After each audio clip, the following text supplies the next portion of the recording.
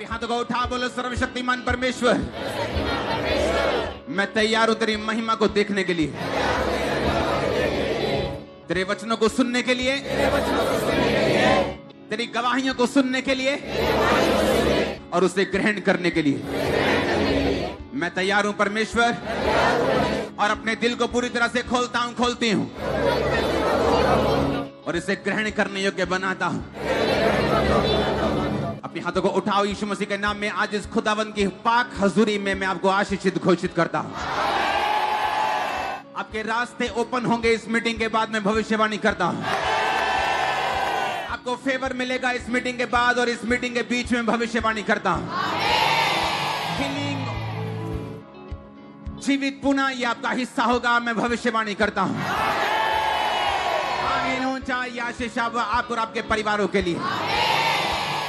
तारीफ करो जोर से जितनी अभी तक आज नहीं की, जोर से, हाथों के साथ, साजों के साथ, मुंह के साथ। हालेलुया, जोर से आमीन। स्वागत है यीशु मसीह की सचमुच जीवित हजूरी में। हालेलुया, जोर से बोलो यीशु मसीह के नाम में आमीन। निर्गमन 20 उसका 1 अध्याय से लेकर उसकी 26 अध्याय तक आप घर जाके पढ़ेंगे। मैं जिन आयतों को पढ़ूंगा आप भी उन आयतों को मेरे साथ मनन करेंगे। एक बात याद रखो, परमेश्वर कुछ भी बिना वचन के नहीं करता। हालेलुया। परमेश्वर ने कहा अब्राहम मेरी उपस्थिति में चलता जा और सिद्ध होता जा। उस टाइम कहा जब अब्राहम को बहुत अधिक बेटे की जरूरत थी, जब बातें सुन सुनकर कि मैं तुझे ये दूंगा वो दूंगा, शायद वो थक भी चुका होगा। और बाइबल कहती है उसे शक रूपी ये भी विश्वास हो गया था कि अब मेरे कोई भी बेबी नहीं होगा।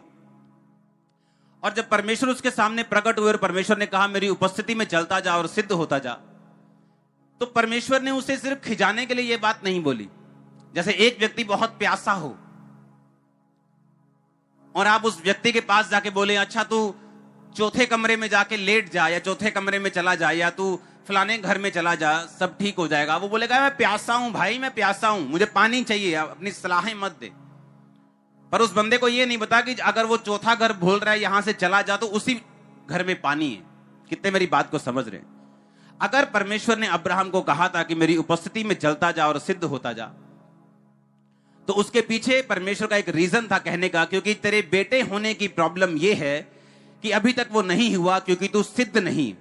जैसे ही तू सिद्ध होगा, जैसे ही तू परफेक्ट होगा और हर एक हुक्म को मानना शुरू कर देगा, मैं तेरे घर में वही बेटा दूंगा जो तुझे चाहिए। आज आपकी जरूरत हो सकता है फाइनेंस हो, आपकी जरूरत हीलिंग हो, आपकी जरूरत बंधनों से फ्री होना हो। मैं आपको देख रहा हूं स्पिरिट में बहुत से लोगों को जो पारिवारिक बंधनों में, जिनका ताया उनकी टांगों को खींच रहे हैं, उनके रिश्तेदार उनकी टांगों को खींच रहे हैं, जॉइंट फैमिलीज एक दूसरे की टांगों को खींच रहे हैं। मैं देख रहा हूं बहुत से बंधनों को आपकी लाइफ में। मेडिकल तरह के, मेडिकली आपको बंधन है, एक बीमारी से छूटे, दूसरी में, तीसरी में, किसी की दवाई नहीं लग रही, एक से दो दवाई, दूसरी से तीसरी, चौथी, पांचवी, सोच रहे कौन कौन सी दवाई मैं किस किस टाइम खाऊंगा, पागल हो जाऊंगा। यह भी एक बंधन है।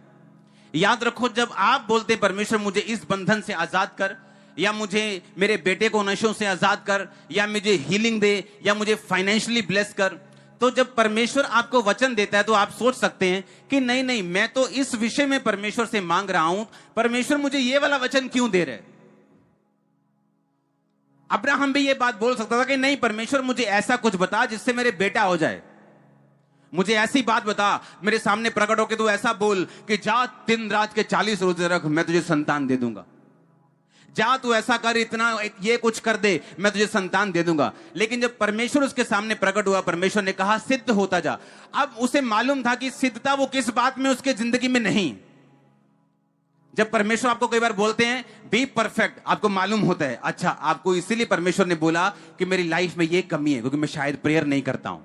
आपको आपकी कमी मालूम होती, हाँ ये मेरी कमजोरी है, ये मेरी प्रॉब्लम है, इसलिए परमेश्वर बोला। आपको मालूम होता है कि परमेश्वर आपको किस विषय में आपसे बात कर रहे हैं।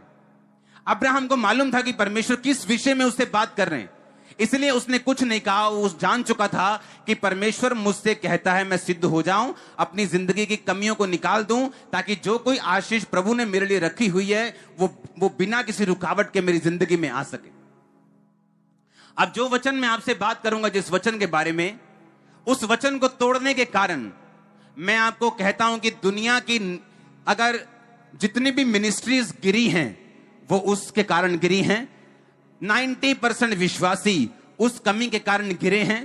और अगर इस कमी के ऊपर आप कब्जा कर लें, इस कमी के ऊपर अगर आपने काबू पा लिया, आपकी लाइफ में बहुत सी ऐसी प्रॉब्लम्स हैं, बहुत सी ऐसी दिक्कतें हैं, वो चली जाएंगी और ब्लेसिंग्स एंटर करेंगे। आप सोचते होंगे परमेश्वर मुझे फाइनेंशियली ब्लेस करने के लिए किसी बंदे को भेजेगा जो 50 लाख का बैग लिए हुए मेरे पास आएगा, लेकिन कई बार परमेश्वर ऐसा ब्लेस नहीं करता। आपको लगेगा कि परमेश्वर मुझे शायद किसी डॉक्टर से मिलवा दे और मेरा गर्भ खुल जाए, आपको लगेगा कि शायद कुछ ऐसा हो जाए, लेकिन कई बार परमेश्वर ऐसे काम नहीं करता, क्योंकि बाइबल कहती है उसके काम करने में और हमारे काम करने में जमीन और आसमान का फर्क है। उसके सोचने में और हमारे सोचने में जमीन और आसमान का फर्क है।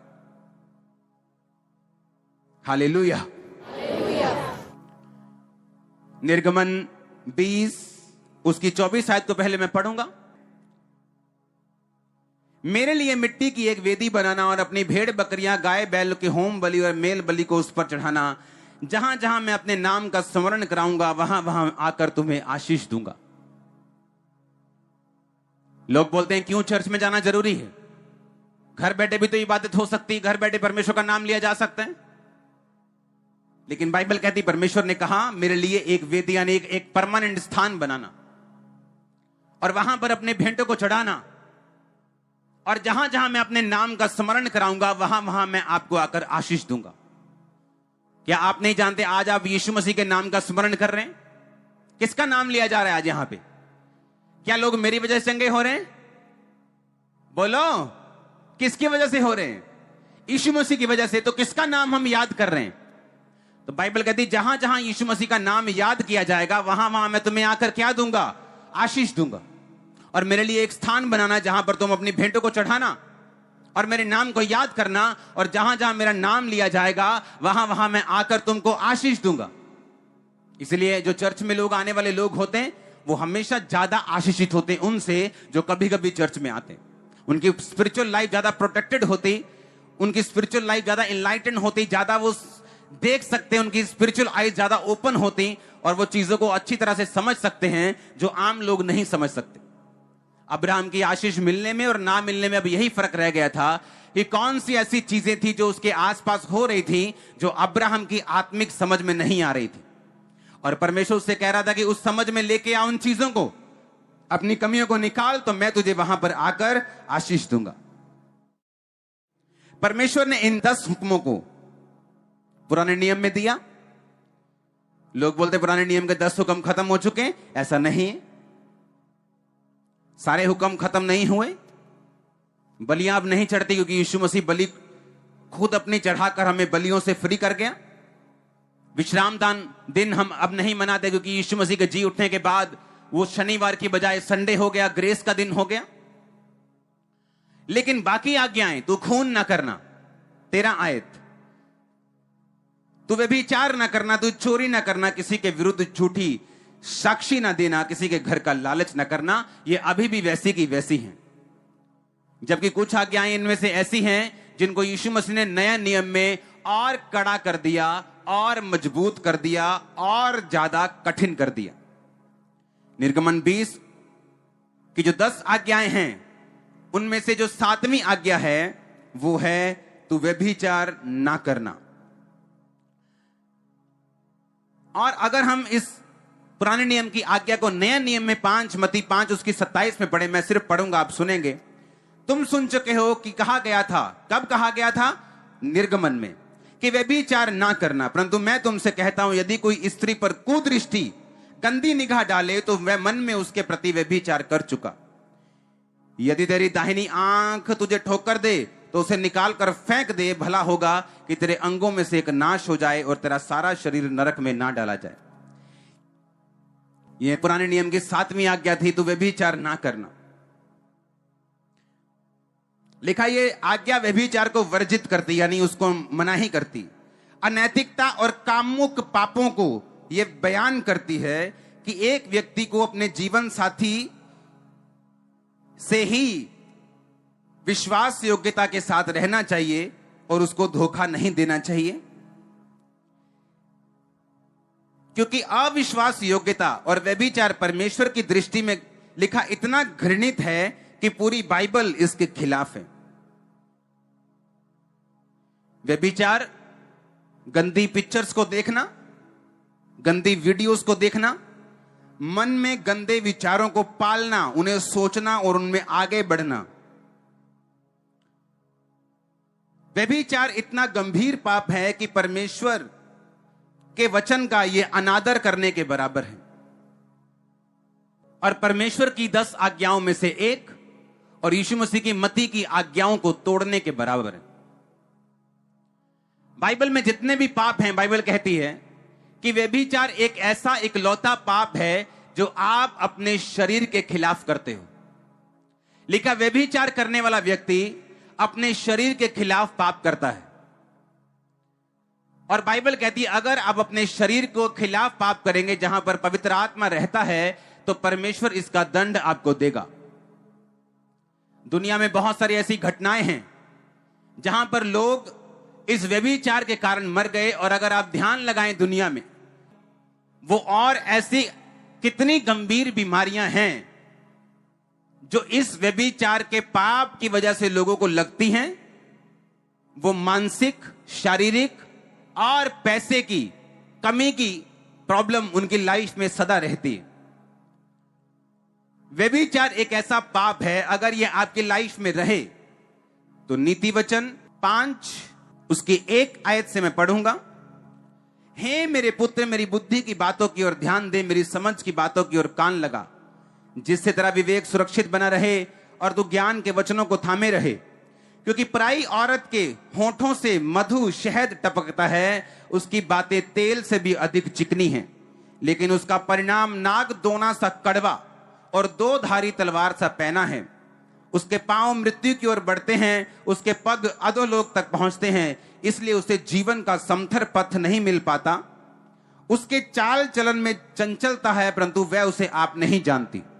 परमेश्वर ने कहा कि पराई औरत जिसके होठों से मधु टपकता है वो फुसलाने वाली है, वो अट्रैक्ट करने वाली है, लेकिन बाइबल कहती है ऐसे लोगों को जीवन का समथर पथ, यानी कभी भी उनका जीवन सीधा नहीं रहता। अगर आप व्यभिचारी लोगों को देखें, उनकी लाइफ में हमेशा ट्रबल रहेगा। उसने लिखा कि उसे जीवन का समथर पथ नहीं मिल पाता। फिर बंदे सोचते हैं यार डोले शोले तो बहुत थे यार, ऐसा कैसे बीमारी हो गई। लोग सोचते हैं यार बड़ा पैसे वाला है, इसको ये ऐसा क्यों हो गया। लेकिन बाइबल कहती जो व्यभिचार में हैं उनको जीवन का सीधा रास्ता कभी नहीं मिल पाता। वो अपने बिजनेस में कभी सेट नहीं होते क्योंकि सीधा रास्ता बाइबल होने नहीं देती। वो अपने परिवार में सीधे नहीं हो पाते, अपनी सेहत में सीधे नहीं हो पाते, अपनी सेवकाई में तक में सीधे नहीं हो पाते। ऐसी सेवकाई हैं जो बढ़ा ली मसे से, लेकिन करेक्टर ना होने की वजह से उन्हें गवा दिया। क्या चाहते हैं परमेश्वर? ऐसा कि आप 10 साल चर्च आए, मसा कमाएं, सामर्थ कमाएं, इज्जत कमाएं और एक पाप में अपना सारा कुछ गवा दें। परमेश्वर तो ऐसा नहीं चाहते, लेकिन शैतान ऐसा चाहता है, क्योंकि शुरू से उसे मेहनत को व्यर्थ करने का एक लालसा है उसके अंदर। बाइबल कहती मुझ में की गई मेहनत व्यर्थ नहीं जाती, लेकिन मुझसे बाहर नहीं। और शैतान जानता है आपकी मेहनत व्यर्थ कैसे करनी, पाप में गिरा के। लिखा उसे जीवन का समथर पथ नहीं मिल पाता, उसे जीवन का सीधा रास्ता नहीं मिल पाता जो लोग व्यभिचार में रहते हैं। पुराने नियम में लिखा था तुम व्यभिचार मत करना। आपको क्या लगता है परमेश्वर ने आपको बोर करने के लिए ऐसा बोला? क्योंकि परमेश्वर जानता है कि ये शैतान के हथियार हैं ताकि आपको जीवन का समथर, क्लीन, सीधा रास्ता ना मिल पाए, आप इधर उधर भटकते रहें, आपकी जिंदगी में शैतान काम करता रहे। यह शैतान की योजना थी। बाइबल कहती है दाऊद की जिंदगी में व्यभिचार के अलावा पूरी दुनिया में, पूरी लाइफ में कोई पाप नहीं पाया गया, और उस पाप के दूरगामी परिणाम थे क्या? उसके घर में तलवार चली क्योंकि उसने बेतशेबा के पति को तलवार से मारकर उसे अपना कर लिया। नातान नबी आके बोलता है, दाऊद तेरे पास परमेश्वर कहता मैंने सब कुछ दिया और मैं और भी बहुत कुछ देने वाला था। व्यभिचार शैतान का एक हथियार था कि दाऊद की जिंदगी में इतना कुछ था, परमेश्वर कहता मैं अभी और भी देने वाला था। यानी परमेश्वर जब आपको चुनता है, अनएंडिंग ब्लेसिंग्स उसके दिल में आपके लिए रहती हैं। आप सोचते हैं अच्छा मेरे पास अब 100 एकड़ है, अच्छा मेरे पास अब 10 लाख लोग हैं। परमेश्वर कहता नहीं, तो शुरुआत है। मैं तो अभी बहुत कुछ देने वाला था, मैं तो अभी 1 करोड़ देने वाला था, मैं तो अभी तेरे को 5 करोड़ रूहें देने वाला था। ये तो अभी शुरुआत थी।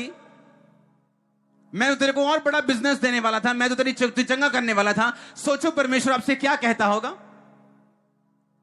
और परमेश्वर ने कहा तूने बेतशेबा को अपना करके उसके पति को तलवार से मरवा दिया, इसलिए अब तेरे घर में भी तलवार चलेगी।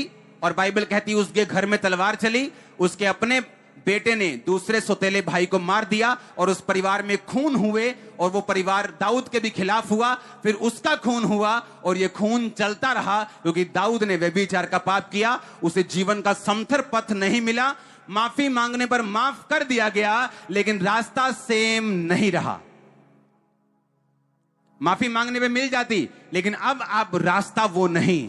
जो आप सीधे रास्ते फगवाड़ा से लुधियाना जा रहे थे, अब आप सीधा नहीं जा पाएंगे, आपको होशियारपुर जाना पड़ेगा, गढ़शंकर जाना पड़ेगा, घूमना पड़ेगा और फिर वहां आना पड़ेगा, क्योंकि ये आपने चुना, परमेश्वर ने नहीं।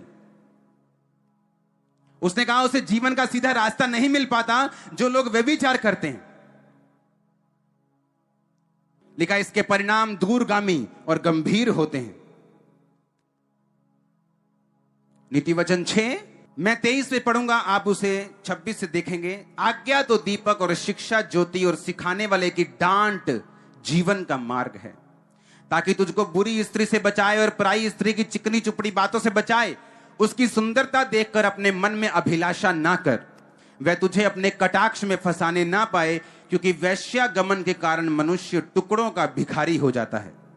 व्यभिचारिणी अनमोल जीवन का अहेर कर लेती है। मैं ऐसे लोगों को जानता हूं जिनकी जिंदगी में परमेश्वर की योजना थी कि उन्होंने सेवा करनी थी, यहां पे बड़े बड़े काम करने थे, लेकिन व्यभिचार के कारण मैंने उनको निकाला यहां से और वो घरों में बैठे अभी ऑनलाइन देख रहे होंगे। क्योंकि बाइबल क्या कहती है? व्यभिचारिणी अनमोल जीवन का शिकार कर लेती है। बोलो शिकार कर लेती है। अहेर का मतलब होता है शिकार करना। कि जो व्यभिचारिणी ये जो आत्मा है, अगर आप प्रकाशित वाक्य में देखें तो व्यभिचार की एक स्पिरिट है। बाइबल कहती है एक दुष्ट आत्मा है जो हर वक्त परमेश्वर के दासों के पीछे और विश्वासियों के पीछे लगी रहती। आप नहीं जानते, मैं पूरी दुनिया घूमा हूं, मुझे मालूम है कौन रियल प्रॉफिट है, कौन रियल अपोस्टल है, कौन रियल पास्टर है, मुझे मालूम है। मैं जानता हूं लोग कितने धोखेबाज हैं, कितने व्यभिचारी हैं, कितने चोर हैं, मैं सब जानता हूं। और मुझे मालूम है एंड क्या होगा उनका, क्योंकि बाइबल कहती है व्यभिचारिणी अनमोल जीवन का शिकार कर लेती। लिखा क्या हो सकता है कोई अपने छाती पर आग रख ले और उसके कपड़े ना जले? क्या हो सकता है कोई अंगारों पर चले और उसके पांव ना झुलसे? जो पराई स्त्री के पास जाता है वो ऐसा ही है, वरन जो कोई उसको छुएगा वो दंड से ना बचेगा। 32-33 आयत को मैं पढ़ूंगा। जो पर स्त्री गमन करता है वो निर्बुद्धि है, वो अपने प्राणों को नष्ट करना चाहता है, वही ऐसा करता है। उसको घायल और अपमानित होना पड़ेगा और उसकी नामधराई कभी ना मिटेगी। परमेश्वर ने कहा जो व्यभिचार करेंगे उसका असर क्या होगा? वो आपके मुंह को पकड़ने नहीं आएगा तू मत कर, लेकिन उसने कहा तुम्हें घायल होना पड़ेगा, अपमानित होना पड़ेगा और तुम्हारी बेइज्जती जब तक तुम इस दुनिया में रहोगे कभी नहीं मिटेगी। इमेजिन कर सकते हैं? कहता जब तक तुम इस दुनिया में रहोगे लास्ट टाइम तक वो बेइज्जती तुम्हें फॉलो करेगी। कभी तुम्हारे बच्चे से देगी, कभी तुम्हारे ताया से देगी, कभी तुम्हारे बिजनेस से देगी। हमेशा तुम्हारी इंसल्ट होती रहेगी जब तक तुम धरती पे रहोगे। और जैसे ही आप आज इस पाप की क्षमा मांगेंगे और दुनिया में दोबारा इसको ना करने का वायदा करेंगे, इज्जत आज से आपको फॉलो करेगी। आप चाहे क्रिश्चियन हो, चाहे नॉन क्रिश्चियन हो, चाहे नए हो चाहे पुराने हो, परमेश्वर सेकंड चांस देने वाला परमेश्वर। मजाक करते लोग अपनी जिंदगी के साथ। एक बार गिर गए, माफी मांग ली, फिर गिर गए। क्या ड्रामा चल रहा है ये? तुम्हारी जिंदगी जिंदगी नहीं है, तुम जोकर हो, स्पिरिचुअल जोकर हो तुम, और तुमने सर्कस चला रखी।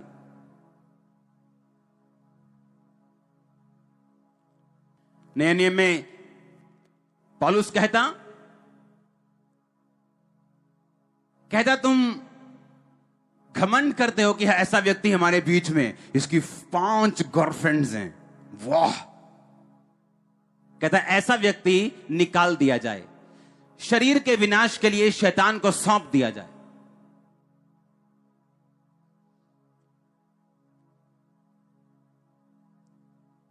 एक लड़के आए क्वायर में, मेरे से गलती हो गई, माफ कर दो, मैं प्रभु की सेवा चाहती हूं। ठीक है, जो हो गया ठीक है, आ जाओ, ठीक है। 2-4 महीने में फिर उसी पाप में। बोला अब नहीं रखूंगा क्वायर में, क्योंकि अब ये जानबूझ के की गई गलती और आउट करना पड़ा। क्योंकि ये एक ऐसा पाप है जो आपकी फायर को खत्म कर देगा, लाइफ का समथर पथ आपको लेने नहीं देगा, अनमोल जीवन का शिकार कर लेगा, और लिखा घायल होना पड़ेगा, अपमानित होना पड़ेगा, और नाम धराई कभी नहीं मिटेगी। दाऊद इस दुनिया में जब तक रहा, उस पाप के बाद, उस पाप ने उसका पीछा किया। उसको माफी मिल गई, परमेश्वर ने उसको साथ दे दिया अपना, पर बाइबल कहती उसके लाइफ के एंड टाइम तक उसके बेटे, उसके कई बेटे उसके खिलाफ रहे, सुलेमान के भी खिलाफ रहे। कितने मेरी बात को समझ रहे हैं? और जब इस तरह की पवित्रता ही हमारी जिंदगी में फॉलो करती, और अगर हम अनमैरिड हैं, हम मैरिज का वेट करेंगे। अगर मैरिड हैं तो मैरिज में ईमानदार रहेंगे अपने पार्टनर से, तो समझ लो आपके फिर गुड डेज, बेस्ट डेज शुरू हो चुके हैं।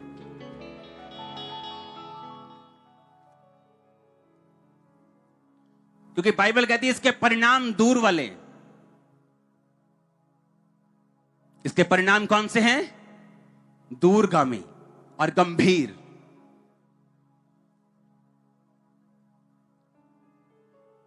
मैं ऐसे लोगों को जानता हूं जिन 40 साल से क्रिश्चियन हैं, लेकिन अगर आप उनके घरों में चले जाएं और उनके पड़ोसियों के पास चले जाएं, अविश्वासी और विश्वासियों में कोई फर्क नहीं नजर आएगा। कारण है पवित्रताई में ना रहना। क्योंकि यही पवित्रताई है जो अट्रैक्ट करती है परमेश्वर के फेवर को, जो खींचती है परमेश्वर के मसे को, जो खींचती है परमेश्वर के अनइमेजिनेबल, जो आप मैं इमेजिन नहीं कर सकते, ऐसा फेवर, ऐसी ब्लेसिंग आपके परिवार पे, फाइनेंस पे आती। क्योंकि आपको लगता है कि मेरी हीलिंग के लिए कोई खास एक मेडिसिन आ जाएगी या खास कुछ दिन प्रेयर हो जाएगी, लेकिन परमेश्वर आपको वचन के जरिए भी हील करते हैं। मैंने लोगों को पाप छोड़कर बढ़ते हुए देखा है, चंगा होते हुए देखा है, आजाद होते हुए देखा है। क्योंकि पाप छोड़ने से ही कई बंधन ऐसे हैं जो आपकी जिंदगी से आसानी से निकल जाते हैं। वैश्यागमन के कारण लिखा, मनुष्य टुकड़ों का भिखारी बन जाता है।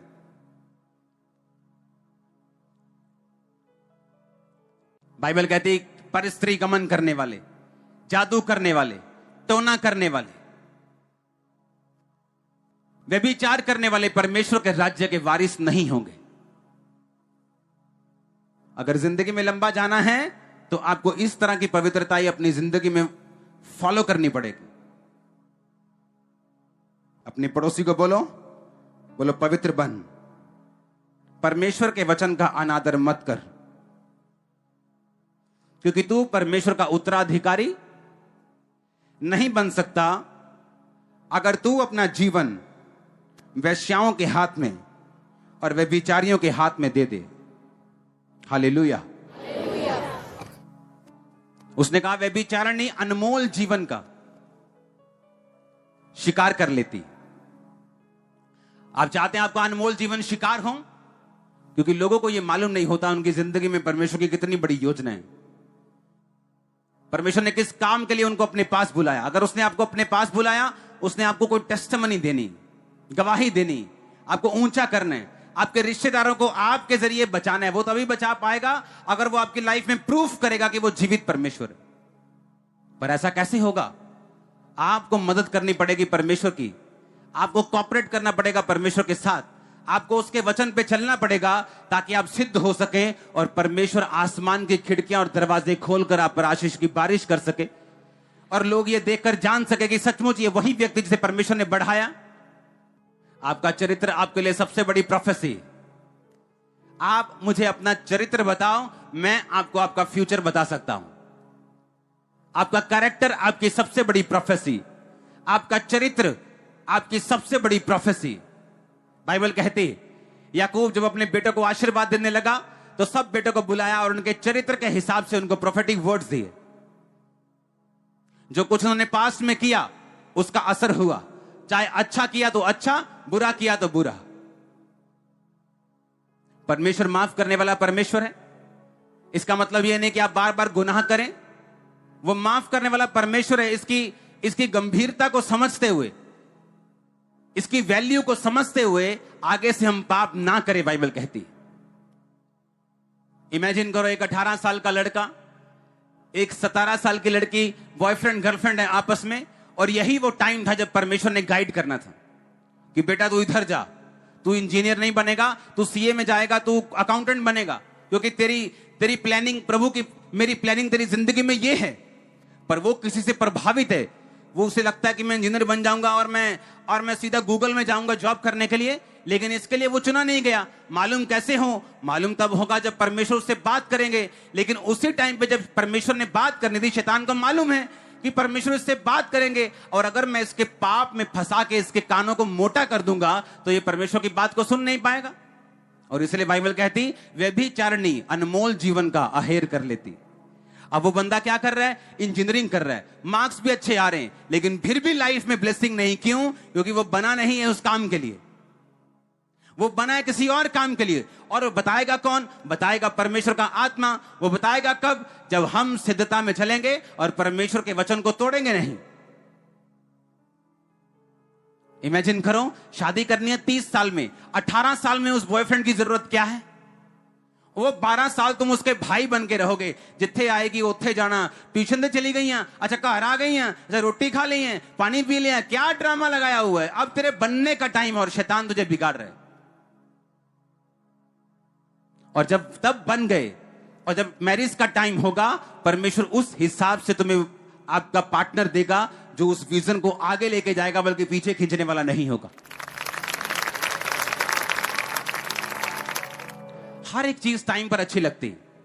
जिस दिन आपने घर की नींव डाली थी उसी दिन फ्रिज ले आओ और घर के बाहर खड़ा कर दो और बहस करो, फ्रिज नहीं चाहिए क्या? पाजी चाहिए नहीं फ्रिज, ठंडा पानी नहीं पीना ही। उसी दिन घर के बाहर एसी लगा दो, बोलो ले चाहिए नहीं एसी, करनी गर्मी है। पहले घर तो बनाओ, एसी लगाने का टाइम आएगा वो भी लगेगा ना। जब फ्रिज लगाने का टाइम आया लग जाएगा। घर बना नहीं, लेकिन एसी फ्रिज खरीद लिया, और जब तक घर बनेगा उसकी कबाड़ हालत हो चुकी होगी धूप में रह रहे।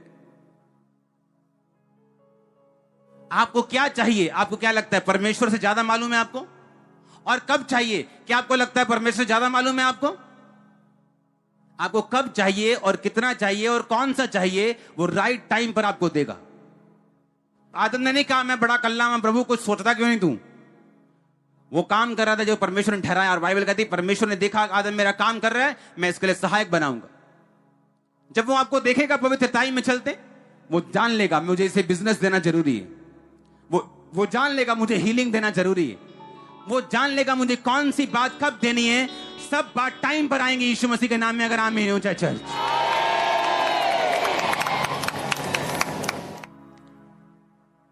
क्योंकि हर एक चीज का बाइबल कहती धरती के नीचे एक समय है। डायपर तभी अच्छे लगते जब बच्चा 6 महीने का और साल का हो। हर चीज समय पे अच्छी लगती। और जब टाइम आएगा आपकी लाइफ में ऐसा, तो परमेश्वर समय पर आपको हर एक चीज मुहैया करवाएगा। तब तक क्या करना? बाइबल कहती जो यहोवा की बाट जोहते वो नया बल प्राप्त करते जाएंगे। वो उकाबों के समान उड़ेंगे, दौड़ेंगे और श्रमित होंगे, चलेंगे और थकेंगे नहीं। जो यहोवा की बाट जोहते। कौन यहोवा की बाट जोहते हैं? कि मैरिज के लिए यहोवा की बाट जोहना, ब्रेक थ्रू के लिए यहोवा की बाट जोहना। वो जंगली गधे की तरह सूंघते नहीं फिरना। मैरिज कहां करें? लड़कियां सूंघते फिरो और लड़के सूंघते फिरो, कहां मिलेंगे? बाइबल कहती है यहोवा की बाट जोहना, वो तुझे तेरे बल को क्या करेगा? नया करेगा। जो यहोवा का इंतजार करते हैं उनका बल नया करता, वो काबों के समान उड़ेंगे। सुनो, दूसरे दौड़ेंगे, थक जाएंगे, कहता तू दौड़ेगा और थकेगा नहीं, श्रमित नहीं होगा।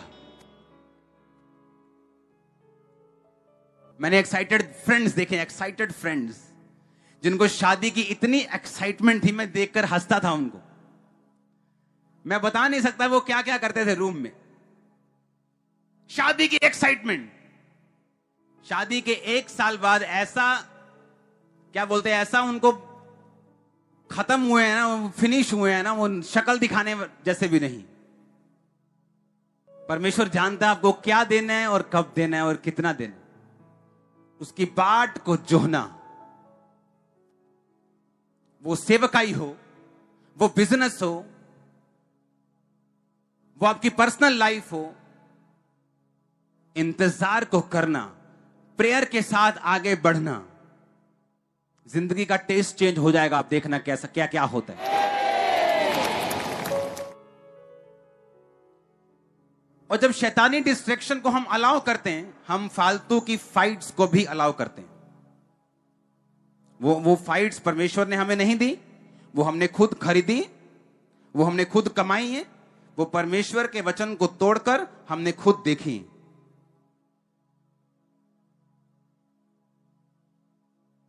पौलुस ने कहा कामुकता, व्यभिचार कलीसिया के अंदर सहन ना किया जाए। लेकिन मैं ऐसी कलीसियाओं को जानता हूं जहां ऊपर से ले टॉप से लेकर नीचे तक लोग व्यभिचार में। परमेश्वर का गिफ्ट काम करना अलग बात है, उसका कैरेक्टर अलग बात है। एक व्यक्ति गिफ्ट लेके प्रभु से कैरेक्टरलेस हो सकता है, लेकिन गिफ्ट वैसे ही काम करेगा। इसलिए अंत के टाइम में परमेश्वर ने कहा, वो कहेंगे हमने तेरे नाम से ये किया वो किया, और परमेश्वर बोलेगा मैं तुझे जानता भी नहीं।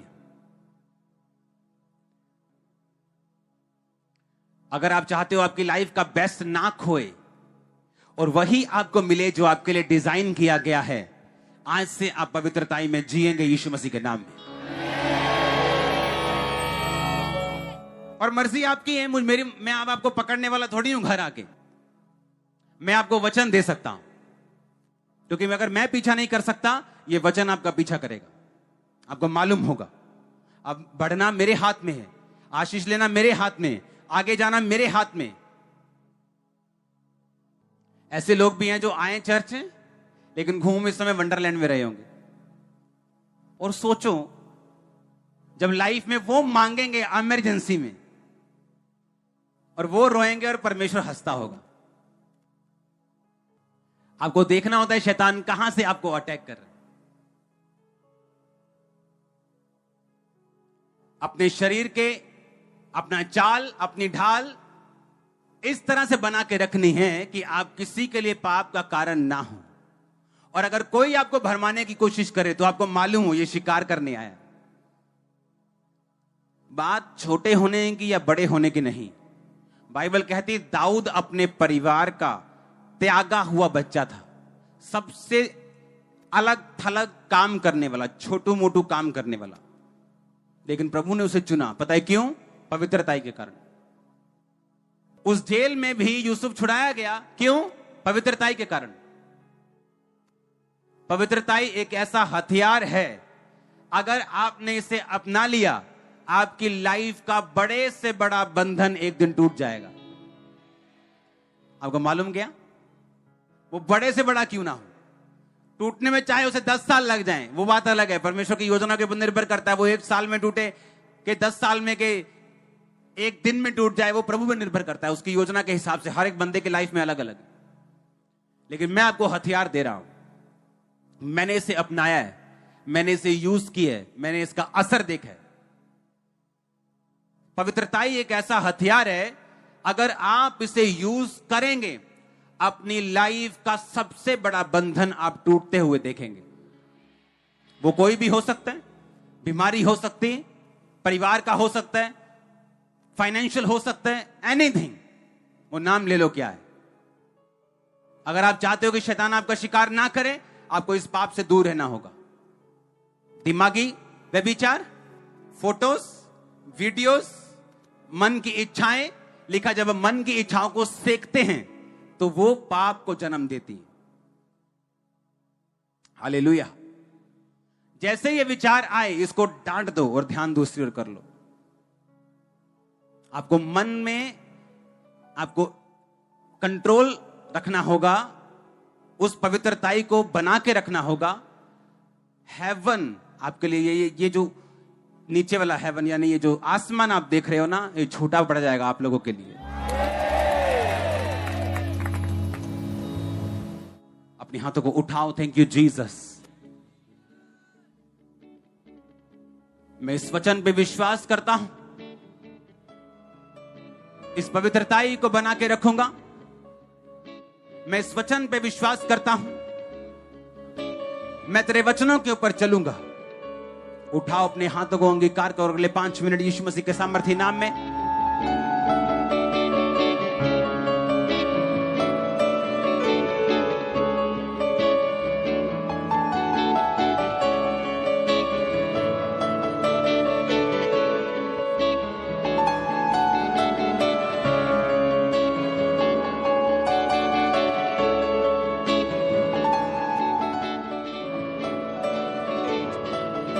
सुनो मेरी बात। आप एक योद्धा की तरह चलें। कई बार मैं इसीलिए बोलता हूं कि खंबरा चर्च में जो वचन मैं देता हूं, ये सिर्फ विश्वासियों के लिए नहीं, ये पास्टर्स के लिए। ये स्ट्रांग है थोड़ा, लेकिन स्ट्रांग डाइट लेने वाले बच्चे, पंजाबी कहते हैं ना, पहलवान ही बनना फिर। हाँ,